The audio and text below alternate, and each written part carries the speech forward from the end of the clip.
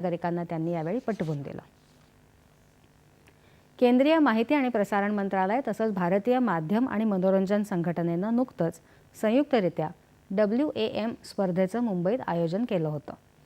Whistling woods इथं झालेल्या या स्पर्धेत मंगा, वेबटून आणि ॲनिमे या 3 प्रमुख गटांसह व्हॉइस ॲक्टिंग तसंच कॉस्प्ले या स्पर्धांमध्ये 297 स्पर्धकांनी भाग घेतला।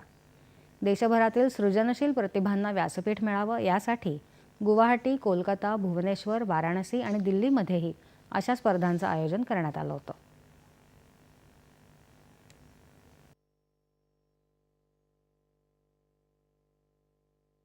हिंदुस्तान में आज तक देखेंगे तो एनिमे का कल्चर या कार्टून्स बनाने का कल्चर बहुत तेज़ी से बढ़ रहा है और हमारे यंग टीन्स और just in their 20s and all वो बहुत ही पसंद करके ये इस टाइप का कंटेंट देखते हैं।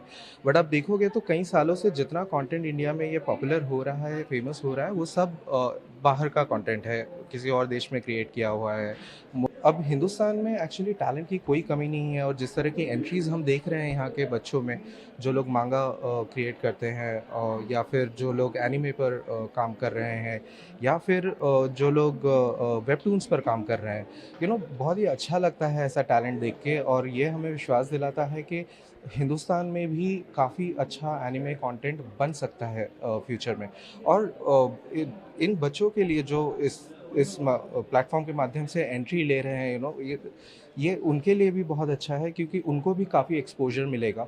उनको भी काफ़ी जानकारी मिलेगी कि कहाँ पर कैसे चीज़ें होती है और उनका करियर भी आगे बढ़ेगा।